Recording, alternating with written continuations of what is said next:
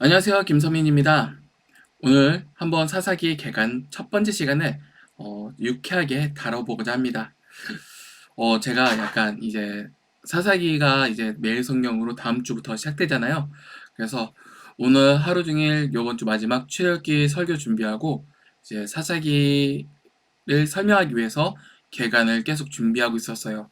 근데 전체적으로 좀 약간 어느 정도 이해는 됐는데 어떻게 하면 이 세대에 맞는 그런 언어로 전달할까라는 고민을 좀 상당히 오래 했다라고 말씀드릴 수 있을 것 같아요. 제가 이번에 사사기 개간을 하면서 준비한 책으로서는 어, 김영욱 교수님의 그 대망의 책, 구약 개간서라고 할 수 있죠. 그리고 이번에 매일 성경 묵상과 설교라는 책이 있어요. 이 책이 좀 그나마 어느 정도 항상 쉽게 설명하도록 나와 있기 때문에 어, 가끔 참고하는 편입니다. 그리고 당연히 이 책 매우 중요해요. 저는 필수라고 생각해요. 항상 준비할 때마다. 그래서 어느 정도 좀 넓게 다시 보고자 할 때면 이 책을 항상 읽어요. 그리고 정리가 매우 잘 돼 있습니다. 더 나아가서 이 책이요. 오늘 한번 이 책을 짧게 한번 읽어보고자 해요. 그 프롤로그라는 부분만 읽어보고 한번 나눠보고자 합니다. 이게 저는 좀 이번 사사기 설교를 준비하면서 전체적으로 좀 아쉽다라고 생각되었던 게 제 영어 실력입니다. 혼자 말하고 혼자 웃는데 되게 책을 보면 이렇게 개간서가 있잖아요. 개간서 책을 보면 뒤에 참고 문헌이라고 이렇게 딱 떠요. 참고 문헌. 어떤 책을 참고했습니까? 라는 내용이 딱딱 뜨거든요. 근데 이 책들 보면 이게 팀 켈러 목사님의 사사기와 그다음에 구약개간을 보면 사사기에 대해서 가장 좀 제대로 참고한 책을 가장 위에다 놓는데 그 가장 위에 둔 책이 똑같아요. 제가 보여드릴게요. 참고 문헌이라고 해서 이렇게 나와요. 근데 영어로 쫄쫄 써 있잖아요. 참고 문헌 보면 이 구약개론과 그 다음에 이 팀 켈러 목사님의 사사기 책의 공통점이 NAC 주석이에요. NAC, 사사기, 룻기 주석. 이 책을 주로 참고했습니다. 그리고 팀 켈러 목사님께서 사사기에 관련돼서는 지금 번역되지 않는 영어로 된 책을 주로 참고하셔서 이 책을 쓰셨더라고요. 설교문 작성하신 것이죠. 그리고 이 책도 마찬가지예요. 구약개론 책도 한국어로 번역된 게 그렇게 많지 않아요. 이 책도 NAC 주석을 가장 위에다 뒀어요. 되게 부럽죠. 그 다음에 그 존도반 그 출판사 나온 구약개론 책도 있죠. 이건 번역된 거에 있어 제 방에 저기 한쪽에 꽂혀 있어요. 아무튼 꽂혀 있는데 좀 안타까워요. 그만큼 뭔가 좋은 추석 책들이 아직 한국어로 번역되지 않았다는 것이잖아요. 저는 좀 계속 보니까 어느 정도 영어는 읽게 되는 것 같은데 그래도 제대로 해석은 아직 못해요. 그래서 좀 계속 양심에 걸리고 마음에 계속 걸려요. 솔직히 말씀드리면요. 좀 더 좋은 해석을 해서 좀 성도님들께 좀 더 좋은 설교를 해야 하는 게 목회자 임무인데 영어 실력이 딸려서 좀 제대로 못하고 있다는 생각이 많이 듭니다. 만약 제가 제대로 읽을 수 있다면 NAC 주석 원서를 사서 구입했겠죠. 근데 부흥가 계열사에서 계속 번역을 하고 있어요. NAC 주석을. 그래서 제가 저기에 꽂혀 있는 게 신명기, 잠언전도아가, 그다음에 레위기 NAC 주석에 꽂혀 있거든요. 그래서 좀 그렇습니다. 제가 존경하는 목사님들도 NAC 주석을 주로 많이 참고를 하시더라고요. 영어를 읽으실 줄 아시는 분들이시니까요. 좀 아쉬워요. 그리고 이 묵상과 설교에서도 그 참고한 책들이 나와요. 그래서 이런 부분이 있어요. 묵상과 설교의 경우는 이렇게 윗부분에 보면 묵상을 돕는 참고 주석이라고 써 있어요. 그래서 이번 사사기 강의, 본문 연구에 설교적 통찰이나 신학적 도움을 얻고자 한다면 어쩌면 주석보다 강해서들이 도움이 될 수 있다. 가장 꼽을 수 있는 책은 정성민 교수의 사사기 어떻게 읽을 것인가, 그 다음에 마이클 윌콕스의 사사기, BST 주석이죠. 그 다음에 하나님 나라 신학으로 읽는 여호수아 사사기 룻기 복 있는 사람에서 출판한 거예요. 그리고 김홍전 목사님의 사사기 소고, 그리고 김지찬 교수님께서 신문에 연재하셨던 글을 엮은 오직 여호와만이 우리의 사사, 그리고 팀 케일러 목사님의 당신을 위한 사사기, 이렇게 설명을 하고 있어요. 약간 어려운 건 안 하고, 나머지 이제 매일 성경이 사사기, 요엘, 빌레몬, 골로몬서가 있잖아요. 거의 대다수가. 근데 사사기 외에 요엘부터 좀 시작되면 요엘, 빌레몬, 골로새는 되게 보수적인 책들이 좀 많은 것 같습니다. WBC, NICOT, 영어 주석권에서는 NICOT 주석도 제가 엔간에서 다 샀어요. NICOT랑 그다음에 NAC, 그다음에 BNCNT, 말이 헷갈리네. 아무튼 그건 거의 출판하면 다 사는 꼴을 가지고 있는데 그만큼 떨어져서 그래요. 떨어져서 사람이. 근데 좀 부족하다는 생각이 좀 들죠. 제가 많이 부족하고 이해로 떨리다 보니까 다양하게 읽어서 제발 나에게 통찰력을 주시옵소서라고 하는 그 간구가 내 속에서 가득하다고 생각됩니다. 아무튼 제일 아쉬운 게 여기서 추천한 NAC 주석이 아직 번역이 되지 않았습니다. 이게 좀 아쉬워요. 저도 아쉬워요.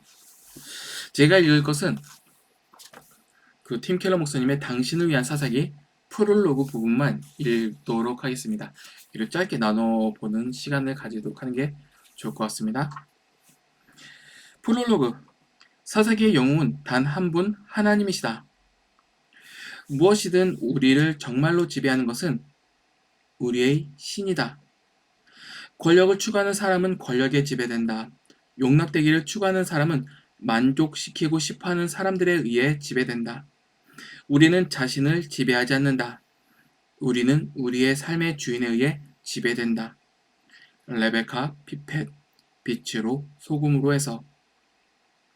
우리는 매우 다양한 신들에 둘러싸여 있다. 이는 어느 공식적 종교가 내세운 신들만이 아니라 부나 유명인사, 쾌락, 이데올로기, 성취 등의 신들을 말한다. 사람이 각기 자기의 소견에 옳은 대로 행하니라. 사사기 21장 25절의 말씀은 사사기를 요약하는 구절이자 바로 우리 시대의 특징과 같다.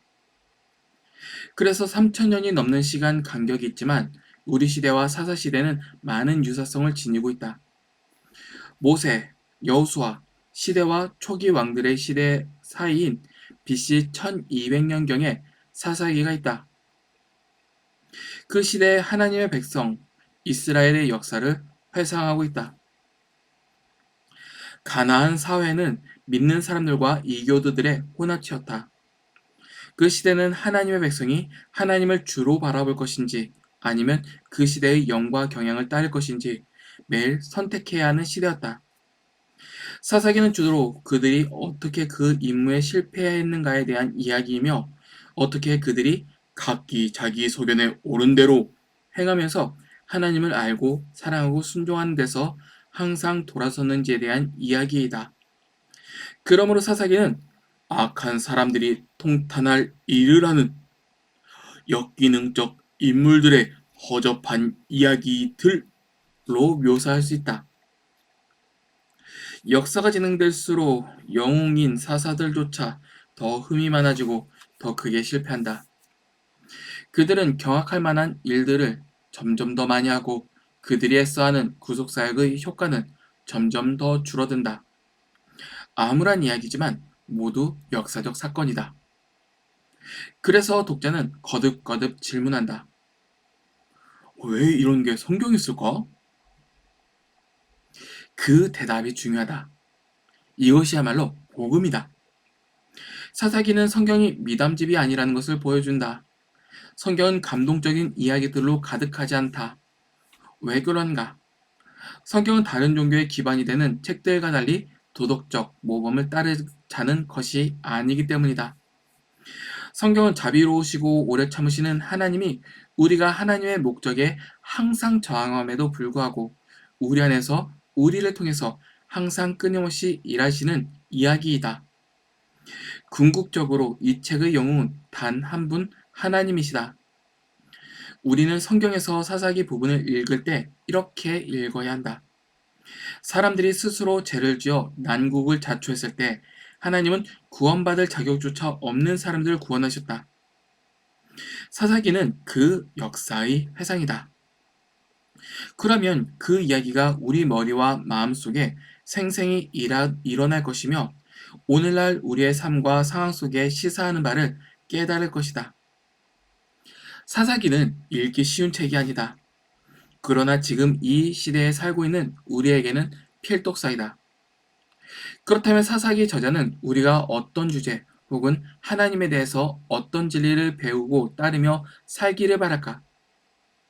우리가 살펴봐야 할 6가지를 여기서 소개한다.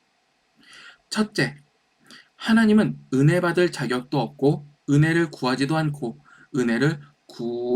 은혜로 구원받은 후에 감사할 줄도 모르는 사람에게 끊임없이 은혜를 베푸신다. 사사기는 역할 모델들을 소개하는 시리즈가 아니다. 운니엘이나 두브라처럼 소수의 훌륭한 모범들이 있긴 하지만 사사기 초기에만 등장하며 이야기 전체에서 큰 비중을 차지하지 않는다. 중요한 요점은 진정한 참 구원자는 주님뿐이라는 것이다. 사사기는 궁극적으로 어리석은 죄인들에게 넘치는 하나님 은혜를 말한다.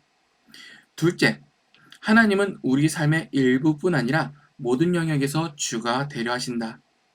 하나님은 이스라엘이 가나안 땅 전체를 차지하길 바라셨지만 이스라엘은 일부 지역에 머물며 그 땅 거민들과 동거하는 법을 배웠다. 다시 말해서 그들은 하나님을 온전히 거절하지도 온전히 받아들이지도 않았다. 이 절반의 제자도와 타협은 지속 불가능한 불안정한 혼합물이라고 사사기는 묘사한다. 하나님은 우리의 삶의 일부가 아닌 전부를 원하신다. 셋째, 은혜와 율법, 조건과 무조건 사이에 긴장이 있다. 사사기에는 모순처럼 보이는 것이 있다. 한편으로 하나님은 순종을 요구하신다. 하나님은 거룩하신 분이시기 때문이다. 다른 한편으로는 하나님은 하나님의 백성에게 헌신하고 충실하겠다고 약속하신다. 하나님의 거룩하심과 조건적 명령이 하나님의 약속을 압도할 것인가? 아니면 하나님의 약속이 하나님의 명령을 압도할 것인가? 이렇게 말해보자. 하나님의 약속은 조건적인가, 무조건적인가? 그 어느 쪽도 아니라는 것을 보여준다는 면에서 사사기는 중요하다. 구약을 읽는 거의 모든 사람들은 자유주의적 관점이나 보수적 관점 중 하나를 갖는다. 자유주의적 관점이란 물론이다. 우리가 뉘우치는 한 하나님은 항상 우리를 축복하실 것이다. 라는 입장이고 보수적 관점이란 아니야. 하나님은 우리가 순종할 때만 복을 주실 것이다. 라는 입장이다. 그런데 사사기는 우리를 긴장 상태에 남겨두며 긴장 상태를 해소해 주진 않는다. 오히려 그 긴장의 이야기를 진행시킨다. 오직 신약의 복음만이 어떻게 이 그 두 측면이 모두 진리일 수 있고 또한 진리인지를 보여줄 것이다. 넷째, 이 땅에서 살아가는 우리에게는 지속적인 영적 갱신이 필요하다. 사사기는 영적 세태가 불가피하며 따라서 영적 갱신이 지속적으로 필요하다라는 것을 보여준다. 우리는 정기적으로 반복되는 쇠퇴와 부흥의 사이클을 볼 것이다. 갱신을 일으키는 요소에는 회개, 기도, 우상 파괴, 기름 부음을 받는 인간 리더가 있다. 올바른 통치자 아래에 있을 때 갱신이 일어난다. 반면 잘못된 통치자 아래에 있을 때 노예 생활이 시작된다. 사사기는 구약에서 갱신과 부흥을 이해하는데 최고의 책이다. 신약에서는 사도행전이 그 역할을 한다. 그러나 사사기 부흥 사이클은 시간이 지나면서 점점 더 약해지는 반면 사도행전의 부흥은 점점 더 확장되고 강해진다. 다섯째, 우리는 참 구원자가 필요하다. 모든 인간 구원자들은 결점과 장점을 지녔다. 그래서 더욱이 우리에게는 참 구원자가 필요하다. 사사기의 이야기들을 보면 악과 부덕이 갈수록 증가한다. 이는 우리에게 필요한 것이 역할 모델이 아니라 구원자임을 일깨워준다. 시간이 갈수록 부흥 사이클은 더디어지고 사사들의 질은 떨어짐으로써 인간 구원자는 실패할 수밖에 없다. 사사들은 자신들을 능가하는 누군가를 바라보라고 우리를 일깨워준다. 운예를 통해서 하나님이 모든 사람들을 통해서 구원하실 수 있음을 배우고 드보라를 통해서 하나님은 많은 사람들을 통해서 구원하실 수 있음을 배우고 기돈을 통해서 하나님이 소수를 통해서 구원하실 수 있음을 배우고 삼손을 통해서 하나님이 한 사람을 통해서 구원하실 수 있음을 배운다. 결국 하나님이 한 분을 보내 우리를 구원하실 것이다. 여섯째, 우리 눈앞에 어떤 일이 벌어지고 있든 하나님이 주관하고 다스리신다. 사사기에서 가장 중요한 이 주제를 우리는 쉽게 놓친다. 종종 사사기의 장면들 속에서 하나님이 안 계신 것 같지만 절대로 그렇지 않다. 하나님은 연약한 사람들을 통해서 그들의 연약함에도 불구하고 하나님의 뜻을 수행하신다. 겉으로 어떻게 보이든 상관없이 하나님의 목적은 절대로 저해되지 않는다. 하나님의 물레방아는 천천히 돌지만 확실하게 제 할 일을 하고 있다. 물론 이 책에서 사사기의 모든 구절을 다 다룰 순 없다. 나는 특히 이상하거나 까다롭거나 논란이 있는 구절들에 대한 다양한 해석들을 살펴보았다. 오늘날 독자가 구약 전반, 특히 사사기와 여호수아서에 대한 가장 이해하기 어려운 문제는 가나안 주민을 그들의 본고장에서 몰아내라는 하나님의 명령이다. 사사기의 기반이 되는 매우 어려운 쟁점으로 부록에서 몇 가지 담았으니 참고하길 바란다. 사사기 전체 구조와 사건들의 구조를 가끔 살필 것이다. 부록에서 사사들이 누구였고 서로 비슷한 점과 다른 점이 누구인지를 한눈에 볼 수 있도록 사사기 구조의 자료를 내어놓았다. 주요 활동이 일어난 모든 장소들을 보여주는 지도도 실었다. 사사기의 이야기들은 이따금 우울하고 속상하지만 항상 흥미진진하고 예측 불가능하다. 나는 그 이야기들을 들으며 사사기가 어떻게 예수님을 가리키고 있는지 살펴보고자 한다. 그리고 오늘날 다원주의 사회에서 예수님을 영화롭게 하고 기쁘시게 하는 삶을 살려면 어떻게 해야 하는지 사사기에서 제시하는 방법을 살펴보겠다. 아멘. 네, 이제 프롤로그는 좀 짧게 읽었어요. 좀 어느 정도 통찰력이 주죠. 하나님의 은혜를 받을 자격도 없고 은혜를 구하지도 않고 구원받은 후 감사할 줄도 모르는 사람에게 끊임없이 은혜를 베푸신다. 그리고 우리 삶의 일부뿐만 아니라 모든 영역에서 주가 되려 하신다. 저 세 번째가 마음이 떨렸는데 하나님의 약속이 하나님의 명령을 압도할 것인가? 하나님의 거룩하신가? 조건적 명령이 하나님의 약속을 압도할 것인가? 이건 되게 확 와닿았어요. 거의 명령보다는 약속이 압도해버리죠. 사람 명령 안 지키잖아. 그럼 죽어야 돼요. 죽어야 되는데 하나님께서 약속을 통해서 구원해 주시잖아요. 그러니까 언약책이죠. 되게 성경을 명령책이라고 하지는 않나요? 약속의 책이라고 얘기하죠. 그리고 넷째로 이 땅에 살아가는 우리에게는 영적 갱신이 필요하다. 많이 와닿아요. 사람의 신앙이 꾸준히 이렇게 할 수가 없어요. 어떤 사람들도 없어. 이건 없어요. 이게 최근에 그 존 오웬의 시험이라는 책에 그 앞부분이 있어요. 그래서 존 오웬 자기 고백해요. 나는 막 그냥 시험 당하고 막 망가지고 그런 얘기를 해요. 이게 우리가 볼 땐 되게 존경스러운 목사님인데 자신의 무너짐을 고백할 수 있다는 거죠. 그게 맞아요. 그게 우리에 대한 제대로 된 통찰이에요. 그 통찰 없으면 영적 갱신에 대해서 고민하지는 않겠죠. 난 잘났는데, 난 어차피 잘하고 있는데 어떤 갱신이 필요해?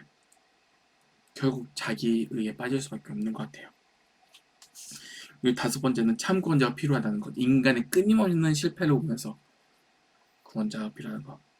또 여섯 번째, 우리가 어떠하든 주님께서 다스리고 계신다. 이건 너무 많이 와닿아요. 왜냐면 우리들의 그 한국교회 상황을 보잖아요. 그러면 거의 제대로 된 지도자들을 요즘 언론에서 찾기가 되게 힘들어요.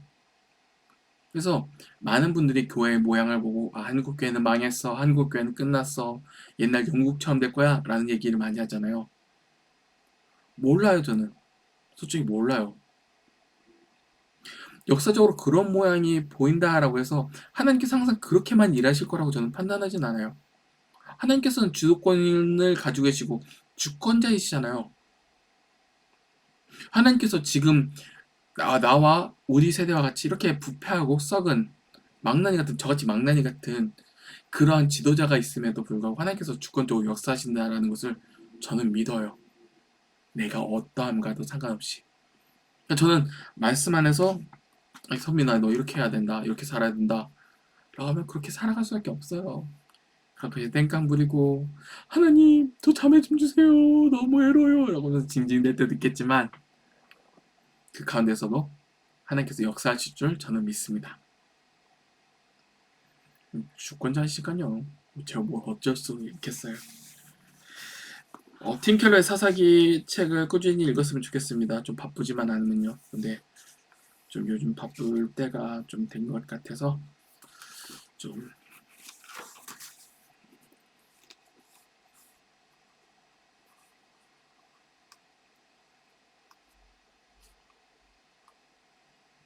했으면 좋겠어요.